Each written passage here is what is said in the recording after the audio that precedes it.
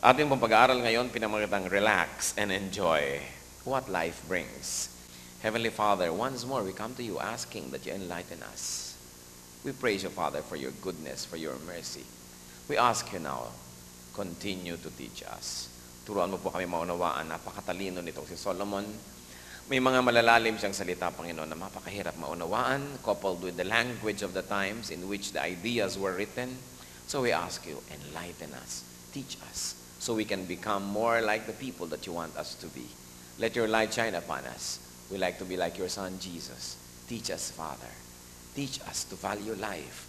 Teach us to know what is important and what is not. In Jesus' name we pray.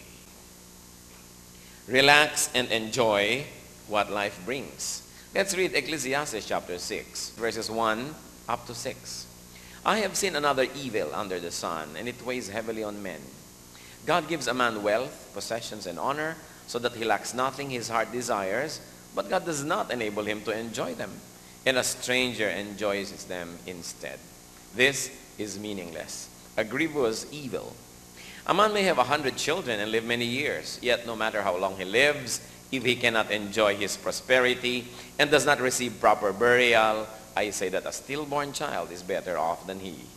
It comes without meaning. It departs in darkness, and in darkness its name is shrouded. Though it never saw the sun or knew anything, it has more rest than does the man, even if he lives 1,000 years twice over, but fails to enjoy his prosperity.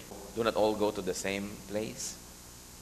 Sa mga nabasa po na natin ng mga verses, 1 to 6 of chapter 6, ano-ano ang meaningless? 1, having wealth and honor, but not the ability to enjoy them. Baliwala doon na magkaroon ng kayamanan at karangalan, tapos hindi mo naman ma-enjoy. How can you not enjoy wealth or fame or fortune or honor? Sometimes people who have so much wealth or fame or fortune or power have no time. They have no appetite or no desire or passion. Alam niyo po ba yung pera, mahalaga lang yan sa mga taong walang pera. Pero pag may pera ka na, biglang nawawala na yan ng halaga, iba naman ang mahalaga. Iba naman ang hinahabol mo. Marami namang bagay, mahalaga lang pag wala sa'yo. Pag nandyan na, hindi mo na malaman kung anong gagawin mo sa kanila. So, there are people, and it's miserable and meaningless to have wealth and power and honor when you have no time, nor appetite, nor desire, nor passion. Or you don't have peace. Or you have no one to share it with.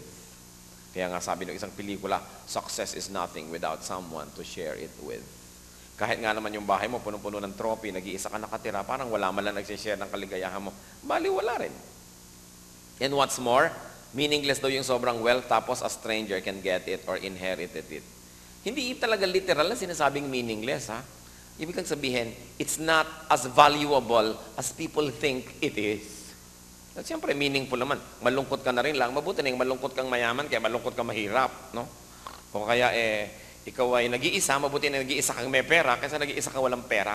Hindi po sinasabing walang kwenta yung wealth by itself. Kundi sinasabi na meaningless, it's not as meaningful as many people would die for it just to have it. Hindi ganun kahalaga talaga. At pag binaligtad yan, ano pa daw ang meaningless? Having the ability to enjoy, but with nothing to enjoy. Meron naman tao, they have all the time, pero wala naman silang perang pambakasyon. They have all the appetite, pero wala naman silang perang pambili ng kakanin. So yung ang dami-dami mong pera, wala kang gana, o kaya ang dami mong gana, wala kang pera, sabi ni Solomon, pareho lang yan. They are both meaningless. What is meaningless? A long life without enjoyment. Yung haba-haba ng buhay mo, hindi ka na nakaranas ng ginhawa kahit paano, hindi ka na marunong mag-enjoy sa buhay, at alam niyo po, nakakalungkot sapagkat marami tayong kapwa na ganon. Ipinanganak na sa hirap, lumaki na sa hirap, at mamaya unti-unti na rin siyang naluluoy sa hirap pa rin. Kaya napakagandang challenge ito para sa ating lahat na improve ang ating buhay at maging matulungin tayo doon sa mga talaga namang nagsisikap walang marating sapagkat napakaraming buhay, parang nasasayang na lang. Parang ipinanganak lang para mamatay. Kaya pinag-aaralan ni Solomon yung buhay. Ano nga bang mahalaga? Ano ang meaningful? At nang sa gayon, hindi masayang ang ating panahon. Kaya sabi niya, mabuti mo yung ipinanganak na patay na bata kesa doon sa mga nabuhay ng mahaba na wala namang nakita kahit anong ligaya at kahit anong ginhawa. Of course, another poetic exaggeration yun. Kahit naman siguro mahirap ang buhay, mas gusto mo pa rin ipanganak ka kaysa hindi ka na ipanganak at naging hangin ka na lang at bula. These are poetic exaggerations, so don't take them very literally. Na ibig sabihin, itatapon nyo na lahat yung bagay na sinasabi ni Solomon na meaningless. Ang sinasabi niya, meaningful yan, pero hindi naman ganun ka-meaningful na pagpakamatayan mo yung mga bagay na yan. Sa pagkumisan, sa pagpapakamatay mo para makamit mo, ang namimiss mo yung tunay na merong meaning. So let's keep on reading Ecclesiastes 6, verses 7 to 9. All man's efforts are for his mouth, yet his appetite is never satisfied. What advantage is a wise man over a fool? What does a poor man gain by knowing how to conduct himself before others? Better what the eye sees than the roving of the appetite. This too is meaningless, a chasing after the wind. So dadagdagan natin ang collection natin ng mga meaningless. At ngayon pangalawa na, ano daw ang meaningless? According to what we have read, struggling for provision because we are never satisfied anyway. Kahit ano daw pagsisikap mo kulang pa rin at kulang at kulang. Nagiging balewala tuloy ang sobrang pag-struggle. Hindi ibig sabihin, huwag ka na mag-struggle. Ang ibig sabihin, piliin mo naman yung pag-strugglean mo. Kasi kumisan sinikap mo pa rin, pero wala pa rin Baka may iba ka pa namang dapat gawin para meron ka marating. What else is meaningless? Being sensible, for you do not become better off than fools. Sabi, hindi naman gano'n talaga ka husay maging matalino. Marami rin tao hindi matalino, tapos pareho rin tayo ng wakas. Pareho rin tayo namamatay, pareho rin tayo nagkakakanser, pareho lang. Hindi na naman ibig sabihin na huwag maging matalino. Ang ibig sabihin, hindi naman talaga ganun ka-valuable yung katalinuhan para maging ganun lang, tinalikuran mo na lahat ng bagay, lahat ng tao, at pati Diyos. What else is meaningless? Doing what is right when you are poor because you remain poor anyway. Alam niyo ba, kumisan may nagtatanong sa akin, especially mga non-Filipinos, madalas nasasaktan ako, kahit totoo. So, bakit mga Pilipino ang daming tamad? Sabi, bakit naman uunlad ang bansa niyo? Umagang-umaga pa lang, yung mga mahirap, daldalan na ng daldalan. Chismisan na ng chismisan. Inuman na ng inuman. Pagkasweldo ng mga construction worker ng Sabado ng hapon, lasingan ng buong Sabado ng gabi hanggang Linggo, saksakan ng Linggo ng gabi, puntahan sa PGH at pabelya pag Linggo ng madaling araw. Sabing ganon. Bakit ganyan? Anak ng anak, ang dami-daming tao na nakapaligid. Tapos daldalan ng daldalan, kwentuhan ng kwentuhan. Masakit. Totoo pero masakit. Lalo't hindi Pilipino ang nagsasabi. Kuhanin mong empleyada, mga ayaw magtrabaho, daldala ng mga dispatchadora, ang tingin sa mga bumibili, abala. Tiirapan ka pa, wala ho. Magkano to? Di nyo kaya. Para huwag na lang siyang maabala sa kanyang pakikipagchismisan sa kanyang tindera. Bakit ganyan? Dapat talaga yung mga tindera, lagyan ng salompas ang bibig maghapon. Daldalan ng daldalan, ayaw asikasuhin yung trabaho. Mga dispatchadora na pagka umu-order ka, kulang na lang irap-irapan ka, hindi ba nila alam na pag marami kang ino-order, may susweldohin sila. Yung bang mga ganyan? Totoo naman Masakit lang nga, dapat tayo na lang nagsa-self-criticism. Pag iba yung nagsasabi, masakit, defensive ka tuloy. Sasabihin ko, paano naman, magsipag man yung mga yan at gasgasin nila ang buo nilang katawan ng katatrabaho, ang ending pa rin naman, mahirap sila Kakatakas ba sila? Hirap na yan. O susweldohan mo ng minimum wage. So kunwari, sinusweldohan mo dahil actually wala naman talaga nabibili yung minimum wage. So kunwari, nagtatrabaho sila. Hindi yan justification. At sa ating mga kapwa manggagawa, dapat talaga, let's do our best. Pero ang sabi dito ni Solomon, patayin mo man ang sarili mo sa kagagawa ng ganyan. Mahirap pa lang ending. Hindi niya sinasabing huwag ka nang gumawa ng mabuti. Kundi ang ibig niyang sabihin, baka naman may iba ka pang dapat na pinagtutuunan ng dapat mong ginagawa. Kasi yung ginagawa mo, wala naman nagiging bunga para mabago ang sitwasyon mo sa buhay. Baka dapat may iba pa. You know, I am very, very careful not to misread Solomon. Kasi yung mga sinasabi niya ng mga meaningless, hindi ibig sabihin literally walang katuturan. Ibig sabihin, sobra kumisan ang ibinabayad natin sa mga bagay na akala natin mahalaga, pero sobra ang bayad kasi hindi naman ganun kahalaga. Kaya sabi niya, meaningless. At ano naman ang meaningful o better things na nabasa natin? Number 1 sa collection natin ang meaningful and better things out of what we have read. Enjoying what we have than always wanting something else. I think this is very important. Being rich is not how much you have, but how much you enjoy what you have. Ang pagiging mayaman ay hindi yung halaga ng iyong pag-aari at tinatangkilik, kundi kung gaano mo yan na-enjoy sa buhay. Kaya kahit na hindi malaki ang pera mo, enjoy mo, mayaman ka. Kesa doon sa ang laki-laki ng pera, tapos hindi naman niya na-enjoy. So ang yaman ay hindi halaga ng salapi, Ang yaman ay kung gaano mo ito nagagamit para ikaw sumaya. Para kapaglingkuran ng pera. At isang magandang turo nitong binasa natin sa Ecclesiastes 7 up to 9. Better what the eye sees than the roving of the appetite. So ano ba yan? Ang hirap na maintindihan. Ibig sabihin lang, kung ano yung nandyan, enjoyin mo at huwag kang maghanap ng wala dyan. Sapagkat kung lagi kang naghahanap ng wala, lilungkot ka na lang ng lulungkot sa buhay. Kung yan ang napangasawa mo, yan na yung nandyan. Enjoyin mo na yan, wala ka ng choice. Hindi yung, naku, sana yung asawa ko, kasing bango ng asawa ni ganon, kamukha ni ganyan, kasarap magluto ng asawa ni ganyan. Sabi nga dyan di ba? Better what the eye sees, yung nandyan than the roving of the appetite. So, enjoy what you have. And stop complaining about what you do not have. So that at least mag-enjoy ka sa buhay. Ano pa po? Let's keep on reading verses 10 to 12. Whatever exists has already been named, and what man is has been known. No man can contend with one who is stronger than he. Anong ibig sabihin na naman yan? Huwag ka nang makipagkante sa Diyos. Kung ikay ganyan na, di ganyan ka.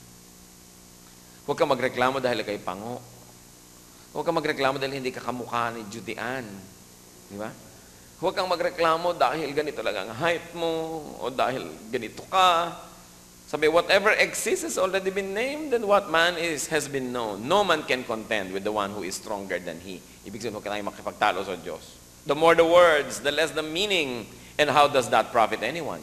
For who knows what is good for a man in life? During the few and meaningless days he passes through like a shadow. Who can tell him what will happen under the sun after he is gone? So ano naman ang mga meaningless? Number 5, arguing with God concerning who, what, and how we are.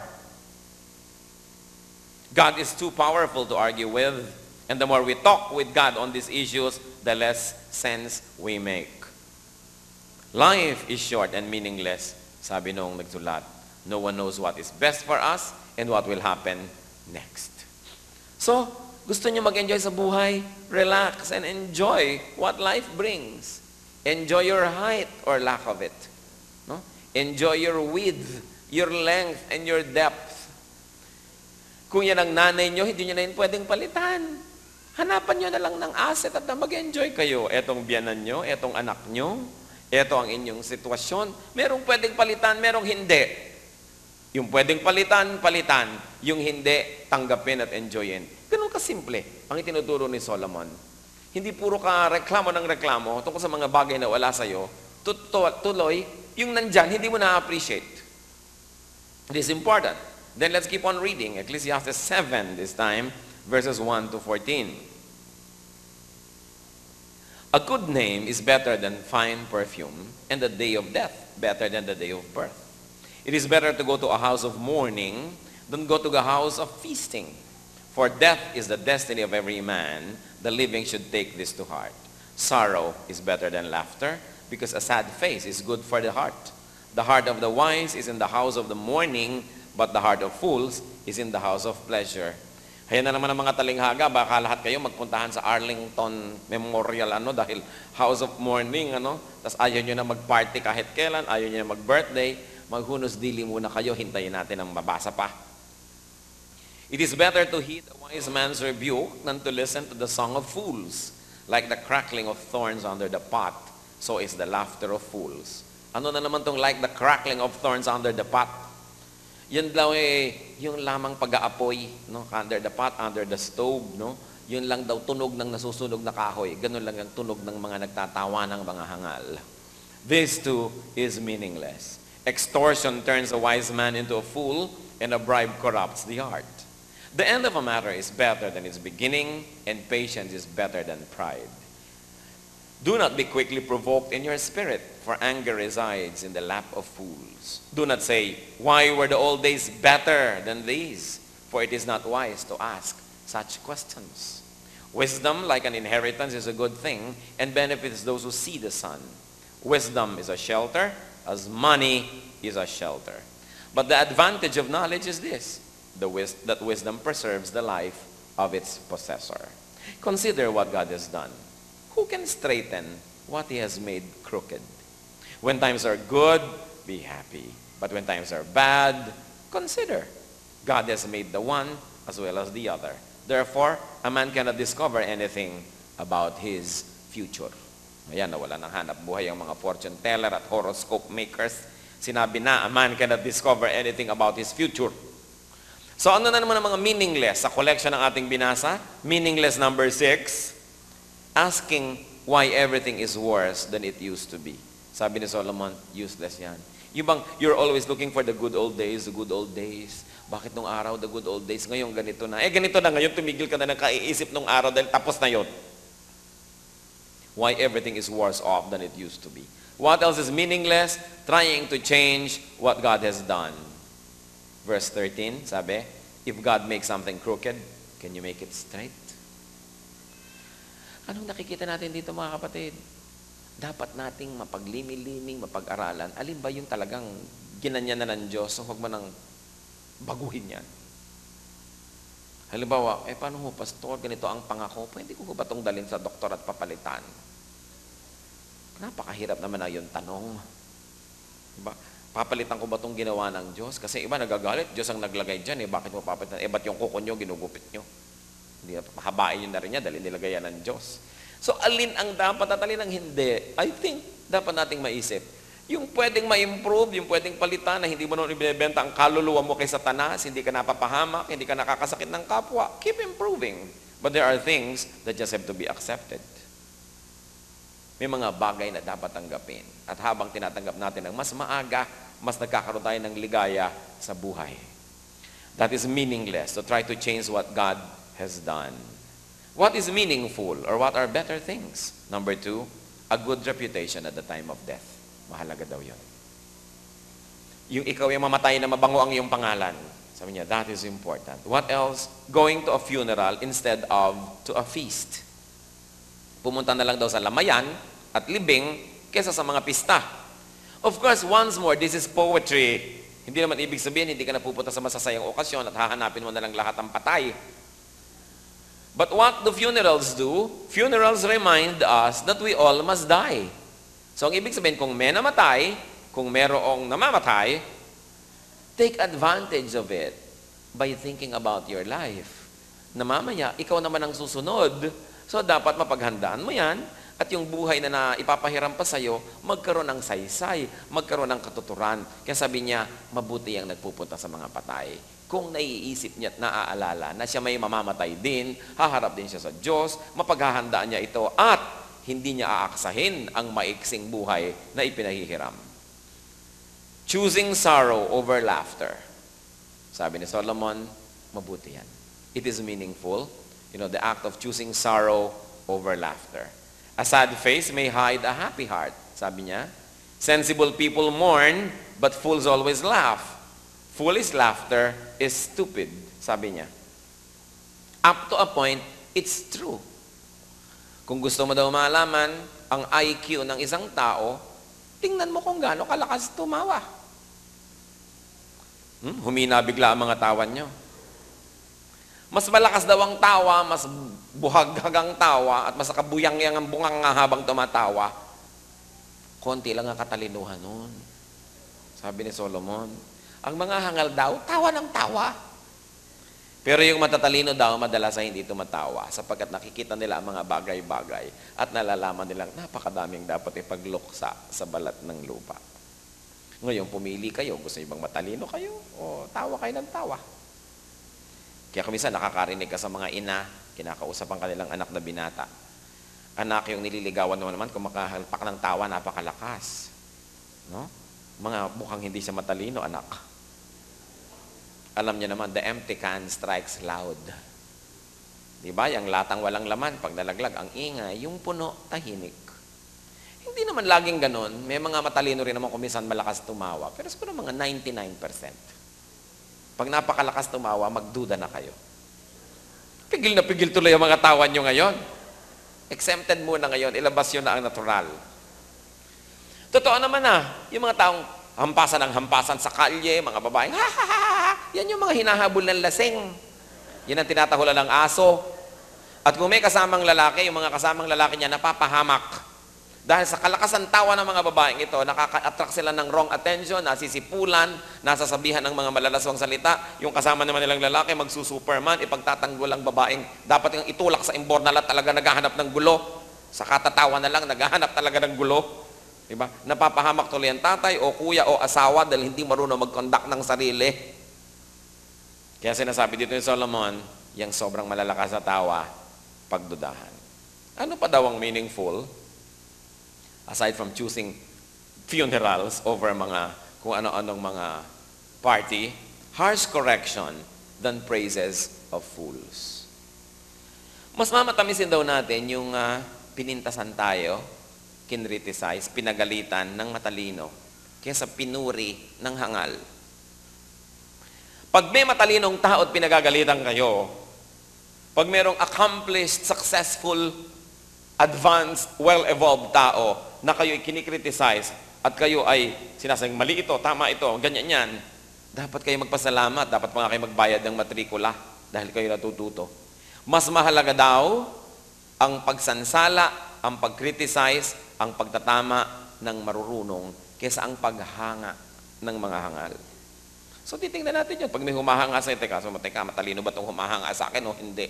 Kasi kung hindi naman matalino itong humahanga sa akin, hindi naman ako dapat matuwa. Dahil hindi naman ako kahanga-hanga, kasi lang hindi siya matalino. Kaya napaka-importante. What else is important? Completing than beginning anything. Hindi naman ibig sabihin, huwag na tayong mag-begin o mag-umpisa ng anumang bagay. Pero what is the unsaid? Pag may inumpisahan ka, tapusin mo. Kung di mo kayang tapusin, huwag mo umpisahan. Sayang lang ang pagod mo, sayang lang ang lakas mo. What else is good? Being patient than being proud. Because only fools get angry quickly and hold a grudge. That's what the Bible says. Yung madaling magalit, yung patanim-tanim ng sama ng loob, sabi yan ay hindi katalinuhan. Bakit? Sapagkat ang taong matalino, iniisip niya, pagka ako'y madaling magalit, ibig sabihin, ang nakita ko lang yung point of view ko. Baka naman kaya ako na yung tao may ginawang ganyan, may ginawang ganon. Baka naman may problema siya. Baka naman hindi niya ako nakita, kaya hindi ako binati. Baka naman meron siyang nararamdamang masakit sa kanyang katawan, kaya nakasimangot siya. Hindi ibig sabihin, galit siya sa akin. Pero kung ang tao hindi matalino, ang interpretation niya agad, inisnab ako, hindi ako pinansin, minamaliit ako, kaya nagagalit agad. Yun daw taong magagalitin agad, di yun matalino. Kasi hindi niya kinakapa, hindi niya iniisip, hindi niya kinoconsider ang kalagayan ng kanyang kapwa. At yun daw, hindi matatalino, they hold a grudge, nagtatanim ng sama ng loob. Siyempre nga naman, kung matalino ka, ayoko magtanim ng sama ng loob. Una, pag nagalit ako sa kapwa ko, magagalit sa akin ng Diyos. Pag hindi ako nagpatawad sa kapwa ko, hindi ako papatawarin ng Diyos. Tapos kung ako may sama ng loob na itinikimkim sa puso, ako tong hindi makakain, ako tong hindi makatulog, ako tong naguguluhan ng buhay, ako tong kakaba-kaba. So, dapat hindi ako magtanim ng sama ng loob. Kaya napakahalaga nung pinapakita dito ni Solomon. Marami po sa atin mga kapatid, we don't enjoy life kasi may dala tayong sama ng loob. Dala ng sama ng loob sa ating kapwa, kaya tuloy konting ginagawa lang niya, madali na tayo magalit. Kasi meron nang nakikimkim dito, madaling mapuno dahil may naipon na eh. Isang patak lang, puno na. Kaya tuloy napapaaway tayo, hindi tayo nag-e-enjoy, madalas tayong mainis, magalit, and this is not good. Sabi ni Solomon, that is meaningless. What else is meaningful as far as Solomon is concerned? Having wisdom than an inheritance. Mas marunong daw yun kesa sa maraming minana. Oo nga naman. Kasi pagka mayroong isang taong matalino at walang pera, at mayroong taong mayaman at hindi matalino, pag nag-brown out, kahit ilang minuto lang, pag nagkailaw uli, yung kayamanan ng hindi matalino, nandun na sa mayaman. Sabi kaya mas mabuti na ikaw ay may karunungan kaysa sa ang iniisip mo lang, magmana ka ng magmana ng pera o puro pera lang. Sapagkat ikaw may magkaroon ng maraming pera, kung hindi ka marunong, hindi mo yan ma-maintain. Kaya mahalaga, maging marunong ang tao, hindi lang maging mayaman. At ito pa napakahalaga, riding on the tide. Sabi, being cheerful when times are good and thinking what it means when times are sad. To quote from what we have read, sabi niya ganon, when times are good, be happy, but when times are bad, consider. Ibig sabihin, pag masaya ang panahon, magsaya ka. Pag masasaya yung mga tao, makisaya ka. Hindi yung lagi ka na lang nakakontra. May mga taong ganyan eh, hindi sila masaya at lahat ng kasama nila hindi sasaya dahil lagi silang nakakontra. Pag masaya tayo, malungkot siya. Pag tayo ay east, siya ay west. Pag tayo ay go, siya ay stop. Meron ba kayong kilalang ganung tao? Ang hirap kasama. O baka kayo yon. Yung lagi na lang nakakontra. Pag gusto ng mga tao ay red, ikaw ay blue. Pag gusto nila ay tubig, ikaw ay fire. Basta lagi na lang iba. Sabi, ride the tide. Kung ang panahon ay masaya, magsaya. At kung panahon ay malungkot, maglungkot. Talagang ganon. Dumadating yan. Why daw? Because God makes both good and bad times. Pag pinapayagan ng Diyos, edi siya rin ang may likha. So, huwag labanan ng Diyos. Panahon ng kalungkutan, yung iba naman nalulungkot dahil namatayan, iyak ng iyak. Huwag ka nang umiyak, huwag ka nang umiyak. Kailan ako iiyak? Bakit nga ba may mga tao na awat ng awat doon sa gustong umiyak pag may namatay? Sige pa, iyak pa. Iyak pa. More. Ganun dapat pag may namamatayan, hayaan yung maubos ang luha at ang mapagod at ang makatulog. Bakit ba naman kasi pinipigil yung umiiyak? Pagka merong ililibing, bubuksan yung atol, sabi, isaran nyo na. Eh, sige, titigan nyo, tingnan. Yakapin. Huwag naman yakapin. O, yung pala, sige, tingnan na lang. Alam niyo, sasama na ako, bitawan nyo. Itulak nyo. Pag hindi dali-daling umahon yan. Bakit lagi kasing pinipigil? Kasi pag may patay, panahon talaga ng kalungkutan. Diba? Eh di malungkot ka. Alam niyo, mabuting lungkot, bigyan niyo ng daan, iiyak mo na, isigaw mo na, ibunghalit mo na, at nang matapos, kesa kinikimkim mo, mamaya isang linggo, konti-konti lang ang luha mo, 3 buwan, konti-konti. Eh kung tinodo mo na, hindi na ubus na. Ulan man at tikatik, maghapon. Pero pag biglang buhos, tapos na. So, sinasabi ni Solomon, panahon ng kalungkutan, maglungkot tayo. Abnormal naman na hindi maging malungkot. Ngayon, panahon ng saya, magsaya. Ganyan ang buhay. Sabi, dahil yung panahon ng lungkot at panahon ng saya, Diyos din naman ang pumapayag na dumating yun.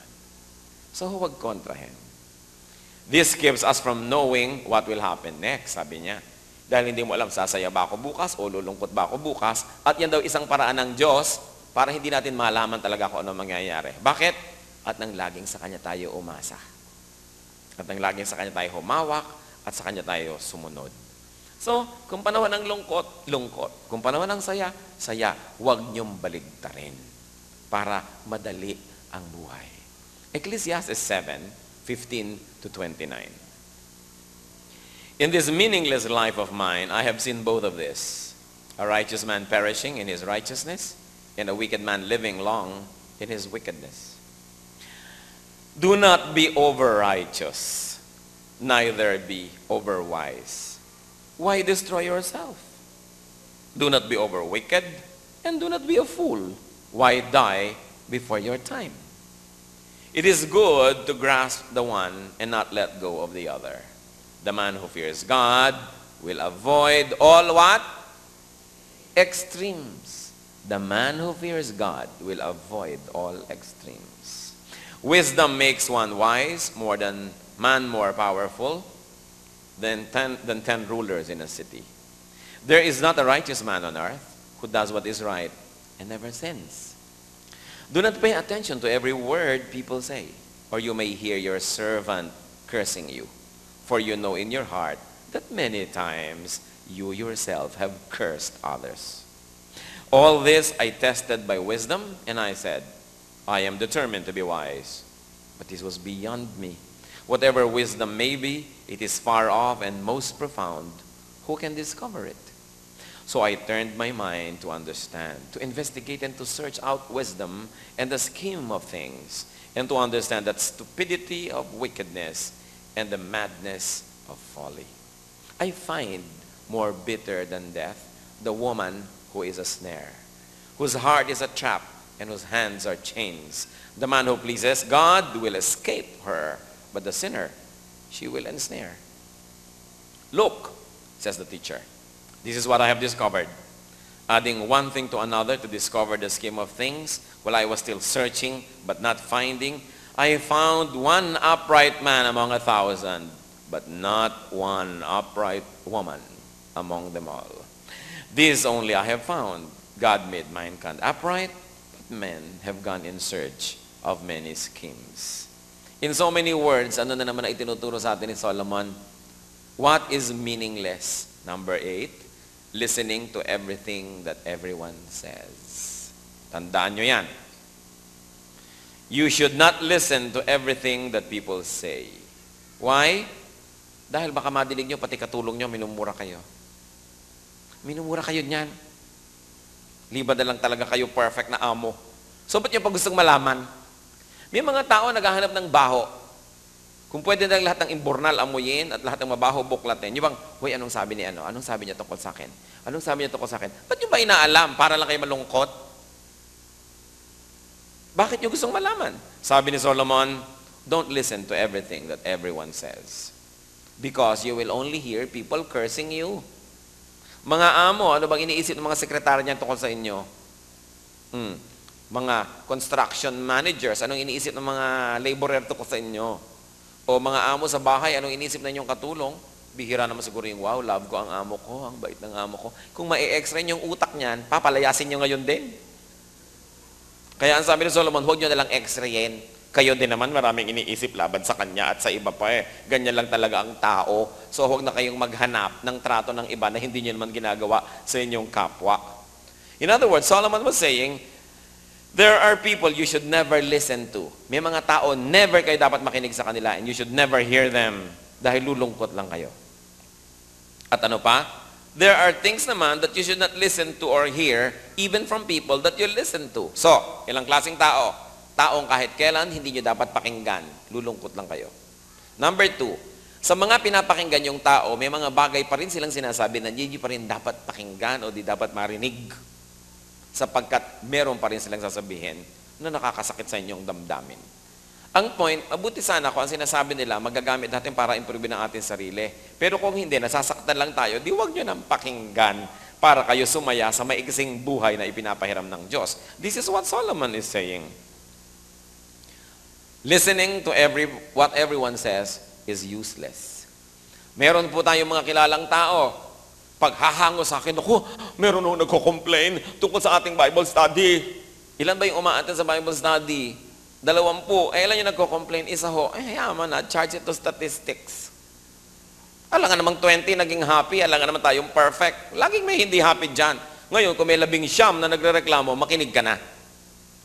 May isa, may 2, laging ganyan.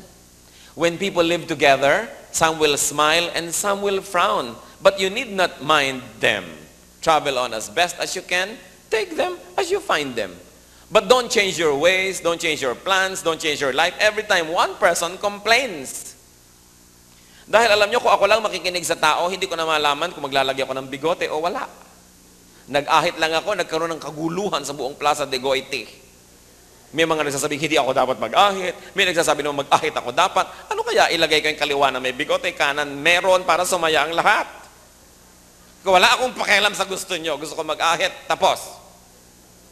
Kasi kung lagi nyo papakinggan lahat ng tao, para kayong hilong talilong, kung saan kayo ipaling, doon kayo haharap. Lalo sa leadership, not everyone will be happy. Iba-iba ang tao, pag pinakinggan yung lahat, mababaliw kayo. Anong mahalaga? Humaharap ka sa Diyos araw-araw, malinis ang konsyensya mo, alam mo, you have done your best, but you are not perfect. You may not even be excellent.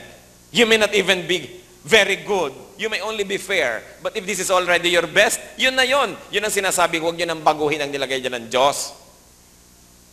Kung talagang IQ mo 10, alam nga naman magpakamatay ka para maging 15. Di yun na.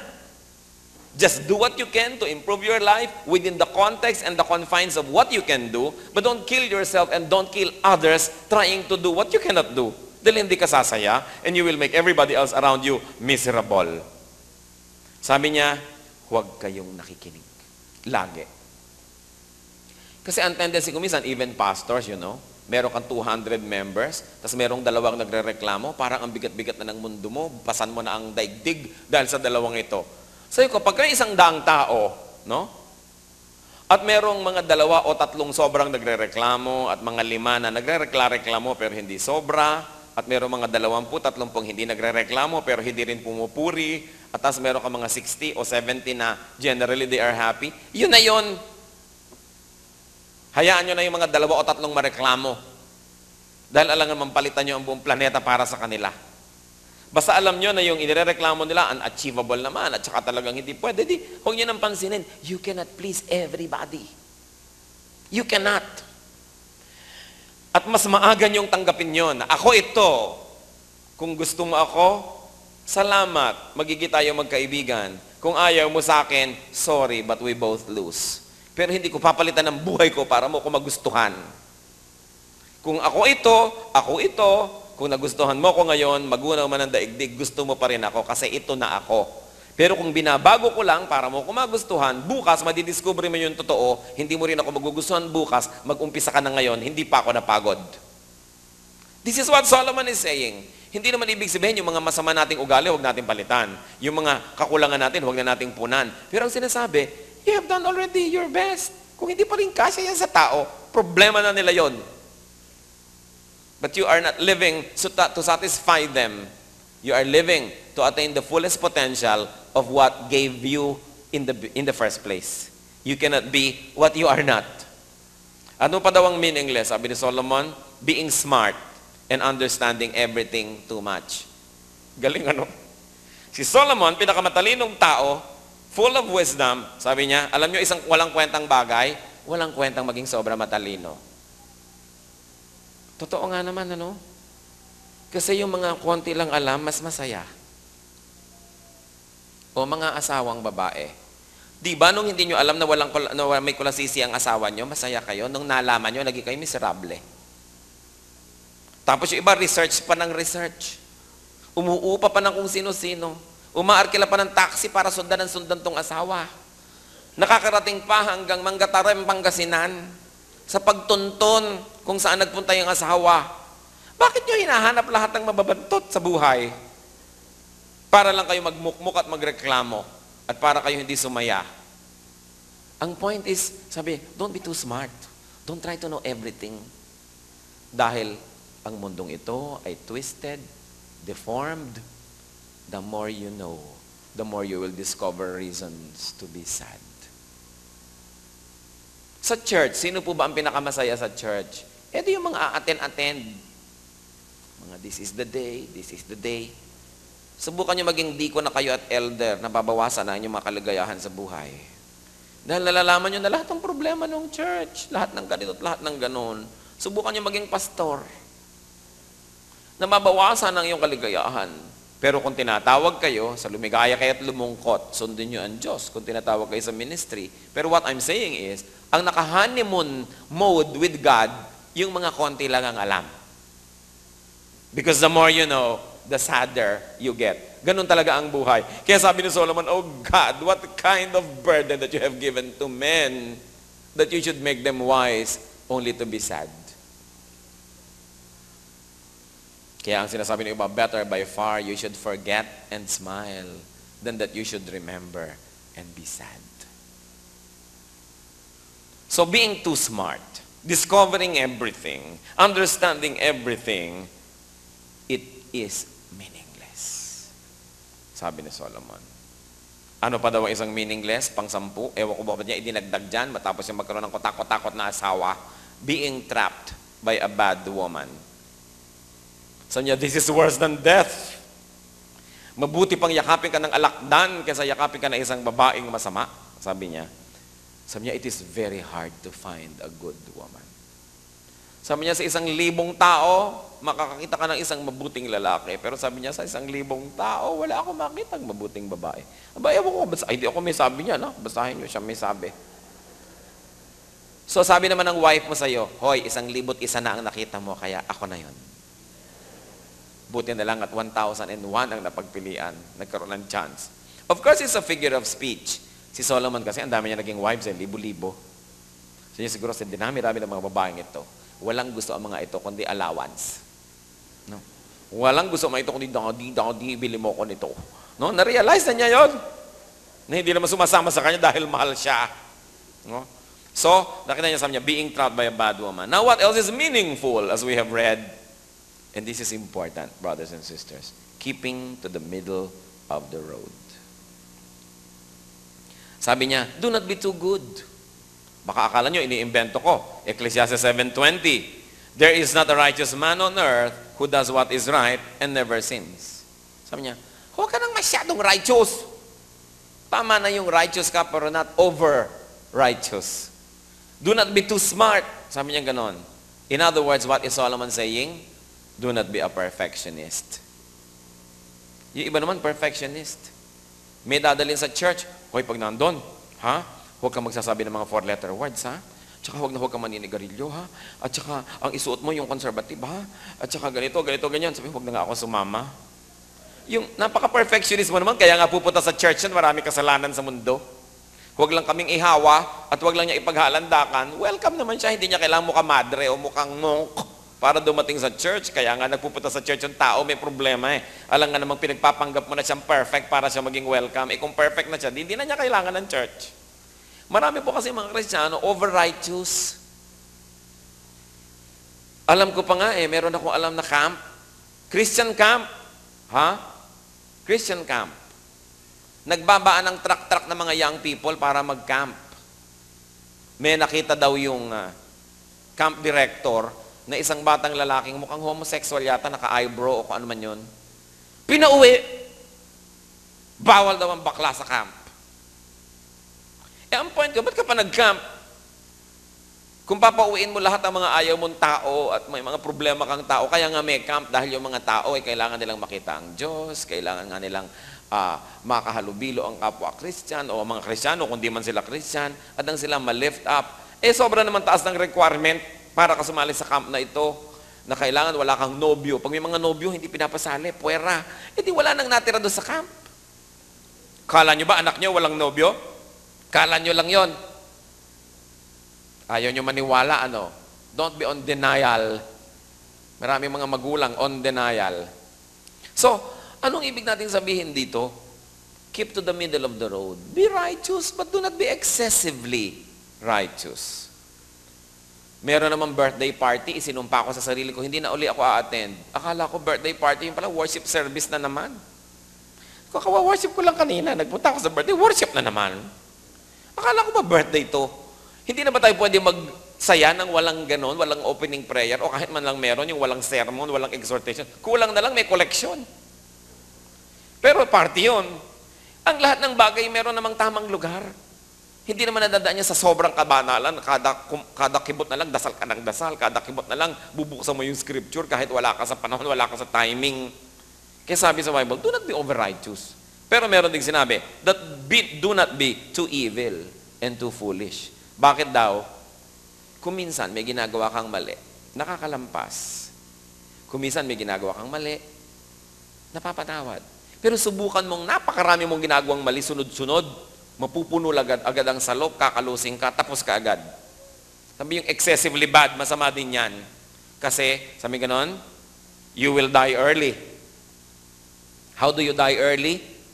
Either you physically die early because of your evil deeds, or buhay ang iyong katawan pero patay na ang espiritu mo, patay na ang iyong emosyon dahil sa sobrang ng sama. In other words, what is Solomon saying here, brothers and sisters? Do not be an extremist. Huwag kayo magiging extreme. Napaka-extremely formal o napaka-extremely casual. Parehong hindi mabuti. Napaka-extremely conservative at napaka-extremely liberal. Parehong hindi mabuti. Anong sabi ni Solomon? Have a little of the other. Mag-balance ka. Huwag naman yung nagbabiyahe ka sa kalsada, ang laki-laki ng kalsada, pwede ka naman sa gitna. Nandito ka na sa kagilid-gilid-giliran, Cannon Road pa man din ang dinadaanan mo, kaya mahulog-hulog ka na kumisan. Sabi, do not be an extremist. Yung mga ibang magulang, sobrang istrikto. Meron naman sobrang luwag. Merong sobrang tipid. Meron namang sobrang gastador. Ang lahat ng yan, sabi, walang kwenta. Have a little of both, timplahin mo yan. Pero hindi naman sinabing have a little of sin and a little of goodness. No? Baka yan naman ang pagtimpla-timplahin nyo na ganun. Ang point is, tanggapin mo that you cannot be perfectly holy. And do not impose that perfection on others. Their best should be good enough. Why should we make life so miserable for everyone? At ang pang-sampu pa na meaningful, obeying God. Sabi niya, a man can escape the trap of an evil woman if he obeys God. Siguro dalang-dala itong si Solomon sa mga women of his life, hindi natin alam. But the point is, sabi niya, when you obey God, evil men cannot entrap you. Baligtarin din natin kasi totoo rin yun parang salamin, laging kabaligtaran, totoo rin. Obey God and no evil man can entrap a woman. Pareho lang dapat nag-o-obey sa Diyos. In other words, let's try to make sense out of this kasi ang dami nating binasa. Tapos habang nagbabasa ka, hinihiwalay mo yung meaningful tsaka meaningless. Kung minsan nakakalito. So what do we get here? I like to highlight on a few important things. Ang gusto nang sabihin ng libro, relax and enjoy what life brings. How do you do that? One, find ways and means to enjoy what God gives you. If God gives you wealth or honor or whatever, enjoy it. Enjoy what God gives you. Do not always withhold pleasure. Merong mga tao, hindi nila ine-enjoy ang binibigay ng Diyos. May magandang bahay, doon nakatira sa likod. May magandang kusina, ayaw gamitin, doon sa dirty kitchen gumagawa. May ang gandang upuan, ayaw upan, tinatakpan ng plastic, at doon nakaupo sa kung ano-ano mga bangko. Sabi, enjoy what God gives you. Ano pa? Enjoy what is there. Do not fret for what is not there. Do not always pine for the good old days, the good old days. Sabi nga ni Percy Bysshe Shelley, we look before and after. We look before, we look after, and pine for what is not. Ang hinahanap natin yung hindi ito, kundi yun, kundi yun. We look before and after and pine for what is not. Our sincerest laughter with some pain is fraught. Our sweetest songs are those that tell of saddest thought. How profound this Percy Bysshe Shelley. So huwag daw tayong ganun. Huwag niyong hanapin yung wala. Yung nandyan, enjoyin. What else? Accept and be happy with yourself. And do not argue with God for what He made you. And also, accept others for what they are. Maraming wives are not happy because they have not learned to accept their husbands for what they are. Likewise, many husbands are not happy because they are trying to force their wives to be what they are not. Maraming anak ang malungkot dahil pinipilit sila ng nanay nila maging first honor. Eh talaga namang pang 45th honor sila in a section of 46 people. Anong gagawin mo sa batang ito? Papatayin mo para ka makaakyat sa entablado? Di ba? Inspirean sila, turuan, make them do their best, pero kung yun na yun, tanggapin. Hindi ka pwedeng maging iba. Ikaw yan, may assignment ang Diyos para sa'yo. Kaya ka ganyan. Ano pa? Ride on the moment. Be happy when times are happy, sad when times are sad. In other words, sumakay, huwag lumaban sa agos. Maliban na lang yung agos, immorality. Hindi yun ang pinag-uusapan natin, kundi yung agos ng panahon. And do not fear sadness. It brings reflection, it brings wisdom, and probably it brings reflection onto happiness. Saka iisip mo, na-discover mo ang buhay, sumaya ka tuloy, pero nag-umpisa muna sa kalungkutan. Do not try to know and hear everything, especially what people say about you. Lulungkot ka lang when you hear what people say about you. What's important is what God says about you. Kaya huwag mo na lang laging hanapin yan. Ano pa? Be moderate in everything. Do not be perfect. You cannot be. Do not even be perfectly good. You cannot be. So napaka-importante, sumakay sa panahon, sumakay sa agos. Because God is good. Even times of sadness were made by Him. So anong message sa atin ng Ecclesiastes? Kung hindi natin masabi natin kung bakit talagang pwede nating sabihin, ang buti-buti talaga ng Diyos. Pati ba naman itong maliliit na bagay na to, inilagay pa niya sa Biblia para ako sumaya? You know, God is so good. At ang sinasabi ng ating binasa, relax and enjoy what life brings. Let's bow before the Lord and pray. Anong sagabal para tayo makapag-relax at mag-enjoy sa buhay? Baka ang sagabal yung ating goal na yumaman baka mamatay ka na, hindi ka pa yumaman, hindi ka nasasaya. Kaya kailangan, kung ano yung nandyan, learn to make the most out of it. Let's spend some time with God. Ilapit natin ang ating puso. Kung hindi kayo nakarelax, siyasatin nyo, pasiyasat kayo sa espiritu, ba't hindi ako relax? Bakit ako tense? And if we're not enjoying life, magtanong-tanong din tayo, bakit nga ba? Dahil gusto ko perfect, dahil ang dami kong requirement, ang dami kong hinihingi. Hindi naman makakarating yun, so hindi na ako mag-enjoy kahit kailan. The Lord likes you to enjoy life. Pinahiram tayo ng buhay ng Panginoon para maging tayo masaya. Hindi tayo para maging malungkot. So siyasatin natin kung ano ang mga iniimbento nating pabigat sa ating buhay. At isuko natin yun sa Diyos. Especially yung mga disappointment with yourself. Bakit ba ako ipinanganak na mahirap? Bakit ba ako ipinanganak sa pamilyang ito? Bakit ba ako ganun? Useless ang ganitong mga pagtatanong. But make the most out of everything. In silence, let the Spirit guide you unto wisdom so we can enjoy life better.